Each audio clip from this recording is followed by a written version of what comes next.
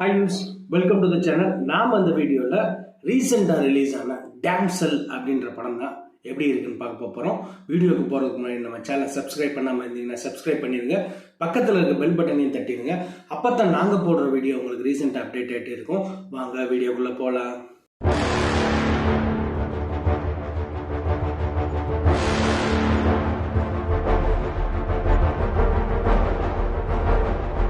Damsel ஒரு dark fantasy Hollywood movie. இந்த படத்தை வந்து ஜுனோஸ் கார்லோஸ்ன்றவர் டைரக்ட் பண்ணியிருக்காரு. இந்த படத்தோட ஹீரோயின் யாருன்னா மில்லி பாபி ப்ரவுன். இவங்க வந்து ஷெர்லாக் ஹோம்ஸ் படத்தில் வந்து தங்கச்சியாக நடிச்சிருப்பாங்க. இவங்க தான் மெயின் ஹீரோயினாக இந்த படத்துக்கு வந்து போட்டிருக்கிறாங்க. மகளிர் தினத்துக்காண்டி இந்த படத்தை ரிலீஸ் பண்ண மாதிரி நெட்ஃப்ளிக்ஸ் வந்து ரிலீஸ் பண்ணியிருக்கிறாங்க. இந்த படத்தோட கான்செப்ட் என்ன அப்படின்னா, டிராகன் தாங்க இந்த படத்தோட மெயின் ஹீரோவை. இந்த டிராகன் வந்து ஒரு 3 குட்டி டிராகன்களை ஒரு மலையில் வந்து வச்சிருக்கும் போது அதை வந்து அந்த ஊர் ராஜா வந்து கொன்னுடுறாரு. கொன்ன பிறகு எல்லாத்தையும் கொன்னுட்டு ராஜாவை மட்டும் உயிரோடு விட்டுட்டு உன்னோட குழந்தைகளை கொண்டு வந்து எனக்கு கொடுத்தா மட்டும்தான் இந்த ராஜ்யத்தை காப்பாற்ற முடியும் என்கிட்ட இருந்து அப்படின்னு சொல்லி அது வந்து ஒரு சக்தியை வாங்கிடுது. அதுக்கு பிறகு ஒவ்வொரு பொன் குழந்தைகளாக கொண்டு வந்து அவங்க வந்து அங்கே ஒப்படைக்கிறாங்க.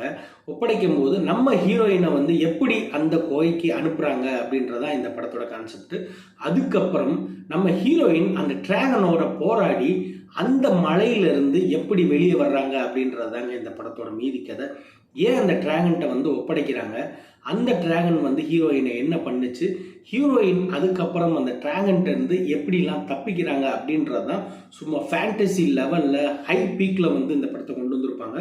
உண்மையிலே ஒரு கரேஜியஸ் ஹீரோயின் அப்படின்ற மாதிரி இந்த படத்தை காமிச்சிருப்பாங்க.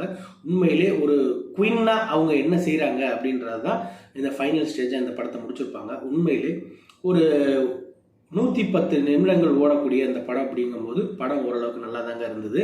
நீங்கள் இது வரைக்கும் பார்க்கலைன்னா நெட்ஃப்ளிக்ஸில் அப்டேட் ஆகிருக்கு, நீங்கள் பாருங்கள். பார்த்துட்டு இந்த படத்தில் உங்களுக்கு எந்த சீன் உங்களுக்கு பிடிச்சிருந்துச்சு அப்படின்றத எனக்கு கமெண்ட் செக்ஷனில் சொல்லுங்கள். நன்றி, வணக்கம்.